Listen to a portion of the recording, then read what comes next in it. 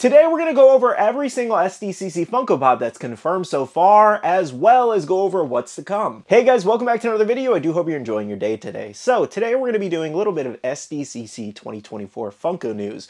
Recently, we've had a few more confirmed. However, last month we actually got an SDCC kind of leaked list, and some of the ones that are confirmed were on that list. However, a lot of them we haven't seen just yet. Now, before we get started with our news, we do have our question of the day as usual, and that is, what do you hope to see for SDCC this year? Now, mine is absolutely wishful thinking because it's not going to happen, but Code Geass, I would just like a Lelouch and a C2 in a 2-pack, and I will be content. Alrighty, starting off with things that are confirmed, first up is Harry Potter here. So this is from the Prisoner of Azkaban movie where he's using Expecto Patronum, and it's kind of a simple pop, honestly. He just has his wand out, and then you have the spell kind of coming out of the wand. A lot of people didn't really like this Harry Potter pop. Let me know in the comments what you guys think about it. Next up here for DC fans, we actually had an interesting pop, and that was Batman-Superman Fusion here.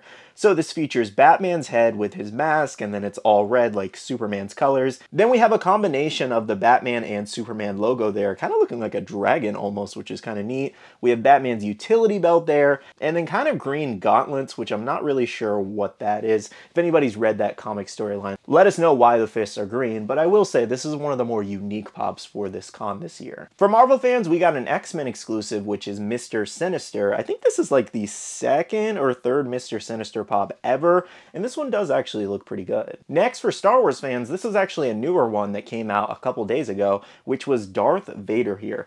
So based off this look, you can see that it does actually have some kind of red smoke around him. I don't know, just to me it looks like another Vader pop. We have so many Darth Vaders, so I'm really hoping the closer look at the mold is like mind-blowing. Hey guys, so this pop actually leaked a couple days later after I made this video, so I'm throwing this in here in editing. But we do have Lord Soth here from the Dungeons and Dragons line.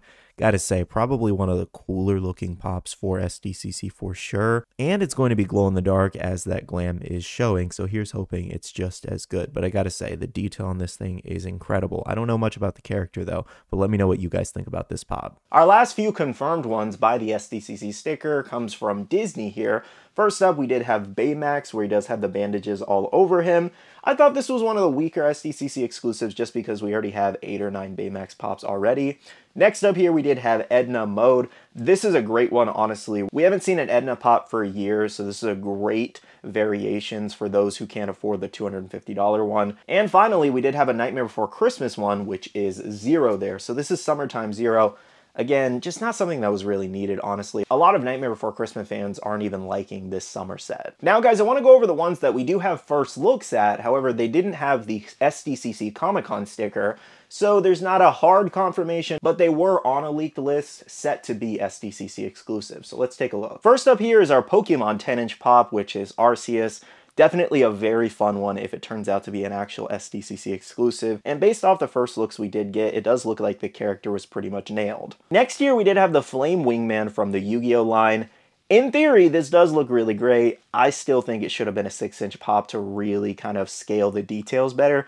And the head just looks very odd to me. For One Piece fans, we had Sugar here, which is set to be a scented Funko Pop. Now, the next two pops I want to show you guys weren't actually on the leaked list. However, it is maybe a possibility that they could be Comic-Con exclusives because they're unknown exclusives at the moment. This first one is the Wicked Witch here. So this is where she has the crystal ball and red smoke all around it. And the reason I say that this one maybe could be is due to the fact that we actually had a leak on that SDCC list of a new Wicked Witch pop, and then this one popped up. So maybe this is the one that was supposed to be there and the Winged Monkey is coming later, or the Winged Monkey with Wicked Witch could still come. Another one we have is Kermit with the mug from the Muppets line. So the reason I say this one also could maybe be an SDCC exclusive, maybe without the sticker on it, is due to the fact that the same store that shared all of those Disney ones, like Edna, Baymax, and Zero, also shared this image, and maybe it's a Comic-Con exclusive just without the sticker. Now that we've gone over the confirmed SDCC exclusives, and then some that could maybe be exclusives, let's go over the remaining leaks out there that we could see. The first one, as I mentioned before, Wicked Witch with Winged Monkey. This would make a lot of sense given we just got a brand new Wizard of Oz set, and usually they end up following up with Comic-Con exclusives of lines right before the con. Next here from Demon Slayer, we have Shinobu here. So this would actually be a really big pop if it does come, due to the fact that so many people don't have the original Shinobu and she's still like an $80 pop.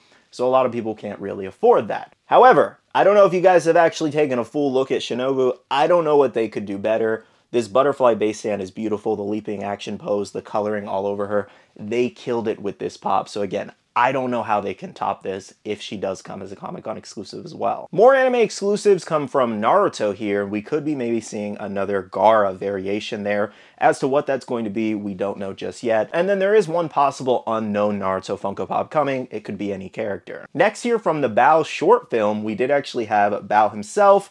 So this would be a Funko soda there, with Child Bao as the regular and then Adult Bao as the chase variation, which I thought this was really fun. So far, we only have one Funko figure from them, which looks like this. And this one released like back in like 2018 or something like that. And it was a really cool figure with a cool little customized box. Next from Stranger Things, we did have number 1 here.